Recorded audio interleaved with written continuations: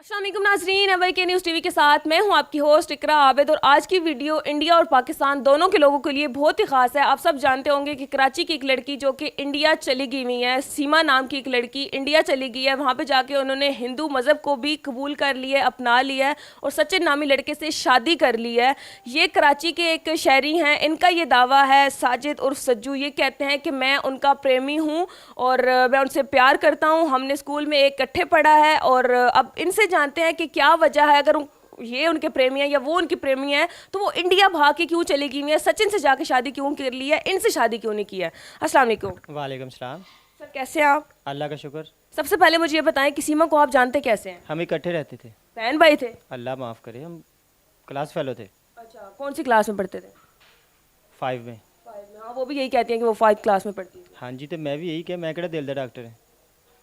अच्छा, मुझे बताओ कि मसला क्या आया। बचपन से आप एक दूसरे को जानते हो, वो प्यार अगर आपसे करती थी जिस तरह आप कह रहे हैं, अगर वो प्यार आपसे करती थी तो उसने गुलाम हैदर से शादी क्यों की? वो उसकी मजबूरी की शादी थी। उसने आपको बताया था कि वो गुलाम हैदर से शादी कर रही है? शादी के बाद पता था कि शादी हो गई है, तो फिर मेरी बात जब हुई है तो मैंने कहा कि आप तो मुझे पसंद करती थी। सब बचपन का प्यार था ना कि उसने आपको बताया ही नहीं और उसने गुलाम हैदर से शादी कर ये उसकी गलती नहीं है, उसने मुझे बताया कि घर वालों ने मजबूरी में शादी कर दी है। दी। शादी के बाद भी वो आपके साथ राब्ते में थी? जी, हर रोज़ हमारी 10-10 घंटे बात होती थी। क्या कहती थी आपको? खुश नहीं हूँ तो मैं आपके साथ शादी करूँगी। अच्छा, 4 बच्चों के होने के बावजूद भी वो कहती थी कि गुलाम हैदर के साथ वो खुश नहीं है और वो फिर इनसे शादी करेगी। बाजी जिससे प्यार करते हैं उसके 10 बच्चे भी होना तो कोई बात नहीं, बंदा कबूल कर लेता है। आप कबूल कर लेते उसके 4 बच्चे? मैं कर लेता, लेकिन अब जो उसने किया है ये कबूल नहीं है। अच्छा, मुझे ये बताएं कि लड़की कैसी थी वो? लड़की तो वो बहुत अच्छी थी जब हम इधर थे, तो मैं आउट ऑफ कंट्री चला गया था काम के सिलसिले में। जब मैं वापस आया हूँ तो मुझे पता चला कि इसका जो है ना अब करैक्टर जो है वो चेंज हो गया। 3-3 4 लड़कों के साथ बात करती थी। अच्छा। तो एक दफ़ा मैंने कहा कि वो फिर वो गेम बड़ी खेलती थी, वो क्या जो आजकल ट्रेंड में है गेम, मुझे उसका नाम नहीं आता, वो जिसमें बंदे मरते हैं। पबजी? हाँ, वो पबजी बेशुमार बड़ी गंदी गेम हो, तो वो खेलती रहती थी। तो मैंने 1-2 दफ़ा कहा कि मैंने उसके मैसेज भी पढ़े, मुझे कहती कि नहीं ये मेरा अच्छा दोस्त है। तो जो दोस्त होते हैं ना, सचिन के मैसेज आपने पढ़े हैं? जी, वो मुझे कहती ये तो मेरा भाई है, तो मुझे कहती ये मेरा भाई है। अच्छा। तो मुझे ये नहीं पता था कि ये भाई जो है ये बाद में मेरा दुश्मन बन जाएगा। ये बताओ कि उसके आशिक जो है वो सिर्फ इंडिया पाकिस्तान में ही है, इंडिया और पाकिस्तान ही झल्ला हो रहा है या बाकी कोई भी है?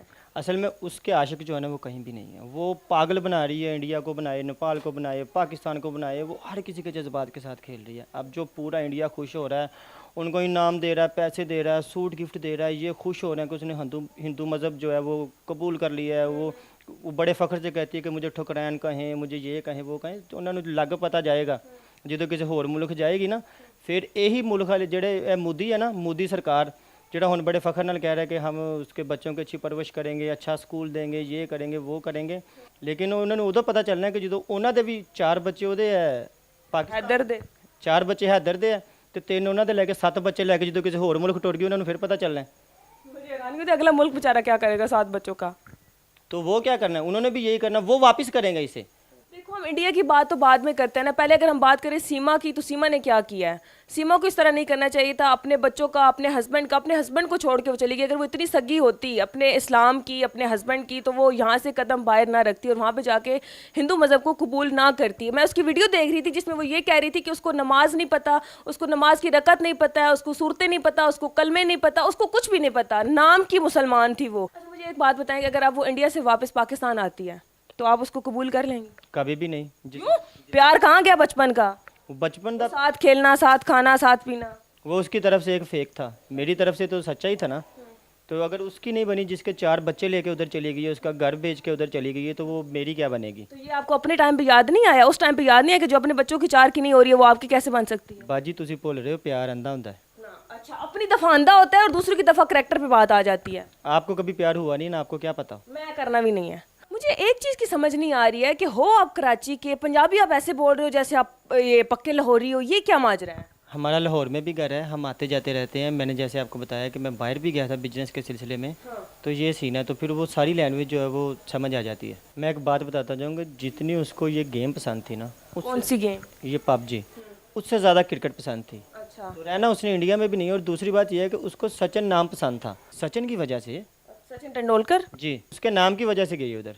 अच्छा, यानी कि जो जो सचिन सीमा का हस्बैंड है अभी, वो उसका नाम सचिन है और सचिन तेंदुलकर उसको पसंद था, तो उसने कहा कि चलो वो सचिन ना सही तो ये सचिन सही इंडिया का। ये उसी की थी, सचिन की, तो उसके नाम की वजह से इससे शादी किया उसने। तो अब अगर आगे उसने मतलब क्या पता वो इंडिया छोड़ के भी आगे चली जाए, असल वाले सचिन तेंदुलकर। वैसे मुझे नहीं लगता सचिन की अभी इतनी वो किस्मत खराब नहीं हुई है। खैर, अगर आपको क्या लगता है इंडिया में टिक जाएगी वो? नहीं, वो कहीं भी नहीं रहेगी, नहीं वो किसी और मुल्क चली जाएगी, किसी और मुल्क चली जाएगी। उसने वो आप ये समझे कि वर्ल्ड टूर पे निकली है वो।